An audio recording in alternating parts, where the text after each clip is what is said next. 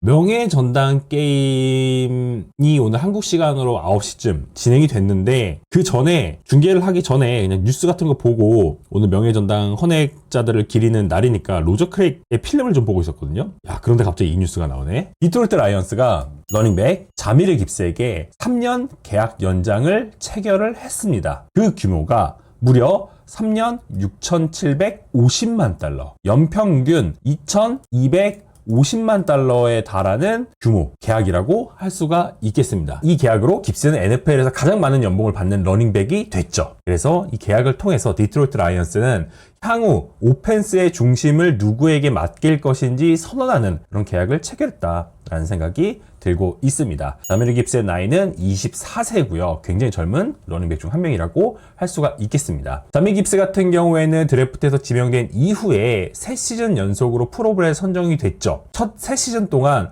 러싱 야드를 무려 3,580야드를 기록을 했는데, 이 통계가 집계된 이후에 1932년부터 본격적으로 통계가 집계됐는데 이게 역대 22위에 해당하는 기록이고요. 또한 같은 기간 동안 기록한 러닝백으로서 터치다운 개수가 무려 49개입니다. 요거는 NFL 역사상 가장 많은 수치입니다. 그 정도로 엄청난 생산성을 보여줬을 뿐만 아니라 지난 시즌 같은 경우에는 평균 5야드가 훌쩍 넘는 러싱 야드를 기록을 하면서 극강의 효율성까지 보여준 러닝백이었다라고 할 수가 있죠. 그래서 지난 시즌 같은 경우에는 제가 이게 글씨가 조금 잘렸네요. 스크리미지 야드입니다.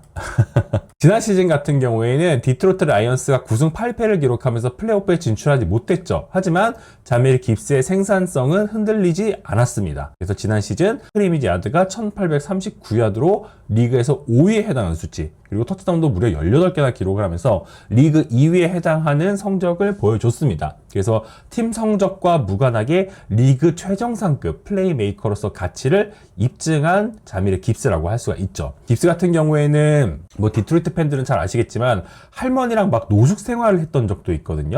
그래서 이 깁스를 돌봐주는 착한 그런 부부와 연을 맺어서 다시 미식축구도 제대로 할 수 있었고, 이런 스토리들이 있었는데, 그런 역경을 이겨내고 현역 최고 연봉 러닝백이 되었다라는 거, 그런 부분에서 굉장히 의미 있는 계약이라고 할 수가 있겠습니다. 2026년 시즌부터는 자미르 깁스의 역할이 더 커질 예정이거든요. 디트로이트 라이언스는 이번 오프 시즌에 깁스와 함께 백필드 스냅을 나눠 가졌던 데이비드 몽고메리를 텍산즈로 트레이드를 했습니다. 깁스와 몽고메리는 소닉 앤 너클즈라는 별명이 붙었을 정도로 굉장히 호흡을 잘 보여줬었는데, 팀은 몽고메리와는 작별을 선택을 하고 자미르 깁스를 더 활용하겠다라는 신호를 리그에 보였죠. 현재 라이언스의 새로운 오펜시브 코디네이터 같은 경우에는 드루 패칭이 맡게 되었는데, 깁스에게 더 많이 의지하겠다라는 것을 시스템적으로도, 그리고 이번 계약을 통해서도 확인할 수 있는 부분이다 라고 할 수가 있겠습니다.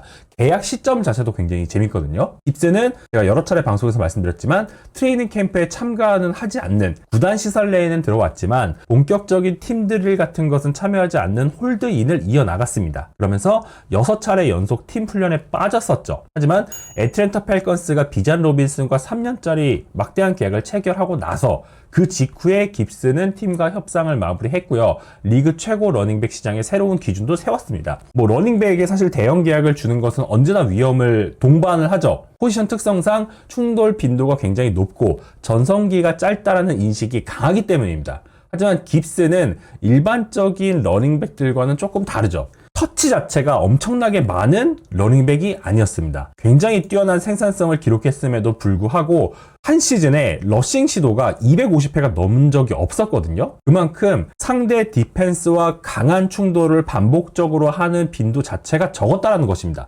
전통적인 파워백보다 신체적인 부담이 상대적으로 적은 선수였죠. 심지어 대학 시절에도 전체 볼 터치가 500회 미만이었습니다. 그리고 만 21세에 NFL에 입성했어요. 굉장히 싱싱하고 건강한 상태로 프로에 들어왔을 뿐만 아니라 프로에서도 상대적으로 데미지가 덜 누적된 선수라고 할 수가 있게 되었습니다. 그래서 지금 현재 라이언스 입장에서는 기존 계약에 남은 2시즌, 그리고 이번에 3년 연장이 추가되면서 라이언스는 깁스의 28세 시즌까지 확보할 수 있게 되었습니다. 그래서 지금 전성기를 확실하게 함께 보낼 수 있게 된 라이언스라고 할 수 있고요. 물론 이런 논쟁은 있을 수 있어요. 비잔 로빈슨보다 더 많은 돈을 받을 가치가 있는가? 이것에 대해서는 논쟁이 가능하기는 한데 어제 그저께 비전 로빈슨 계약 때도 말씀드렸지만 비전 로빈슨은 훨씬 더 많은 생산성을 가져가는 선수고 깁스는 그에 비해서 생산성 자체는 떨어지지만 볼 캐리 숫자가 적은 대신에 진짜 극강의 효율성을 보여줬던 선수였다라는 것을 우리가 확인할 수가 있죠. 그리고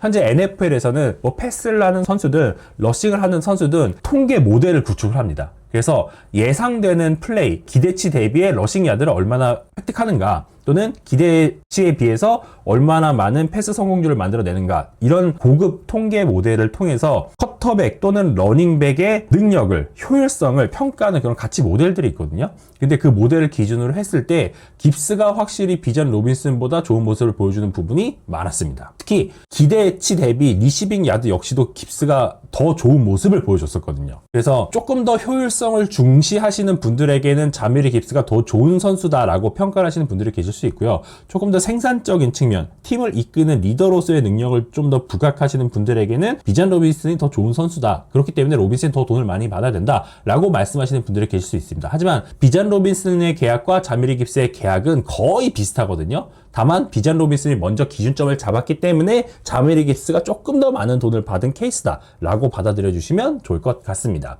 그리고 현재 리그 셀러리 캡 상승을 고려했을 때 너무 과도하다라고 평가하기엔 조금 어렵거든요. 그래서 과거에 뭐 에드리안 피터슨이라거나 마션 린치가 계약했던 당시의 셀러리 캡과 이 선수들의 연봉 비율, 이것을 자미리 깁스와 비전 로빈슨이 2026년 셀러리 캡에 비교해서 받았을 때 할당된 연봉의 비율을 계산해 보면 사실 크게 차이가 나지 않습니다. 그래서 라이언스 입장에서는 현재 상황에서 엄청나게 과도한 투자를 하지 않고 리그에서 가장 각광받는 정말 표준이라고 할 수 있는 슈퍼스타 러닝백을 붙잡았다는 데서 이 계약은 굉장히 좋은 계약을 한 것이다 라는 생각이 들고 있습니다. 또 추가적으로 라이언스는 이번 계약이 뭐 타이트엔드 샘 라포르타라거나 세이프티 브라이언 브랜치 이런 다른 핵심 선수들의 연장 협상에 직접적인 악영향을 줄 가능성이 크진 않거든요. 왜냐면 라이언스는 이번 오프 시즌의 대형 FA 계약 자체를 자제를 했고요. GM인 브래드 홈즈 그리고 헤드코치인 댄 캠벨이 드래프트를 통해 선발한 선수들을 장기간 유지하겠다라는 방침을 꾸준히 강조를 해왔습니다. 깁스 역시도 이런 재정 계획에 이미 포함되어 있던 그런 상황이었기 때문에 팀 입장에서는 아주 무리한 지출은 아니었다라는 판단이 들고 있고요. 동시에 선수의 명예도 잘 세워주는 계약을 체결했다라는 생각이 들고 있습니다. 어쨌든 라이언스는 몽고메리도 떠났고 오펜시브 코에이트도 받았고 깁스는 가장 많은 연봉을 받는 러닝백이 됐죠. 그래서 다음 시즌에 깁스의 어깨가 더 무거워진 상황이라고 할 수 있습니다. 받은 만큼 일을 해야죠. 그래서 대형 계약을 맺은 부분 축하한다는 말씀 전하면서 오늘의 뉴스 브리핑은 여기까지.